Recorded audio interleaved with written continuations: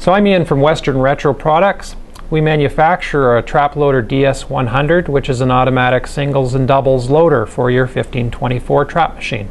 And today we're going to talk about how to install that. First of all, you have to understand the components. And we've already installed our pivot nut, a longer bolt which contains the bushing that controls our loading sequence, and a target holder arm. Next, we're going to talk to you about how to install the clamp and mount the trap loader. So make sure that the trap is in the cocked position. Pivot nut goes into the roller bearing, and the cam goes around the bushing.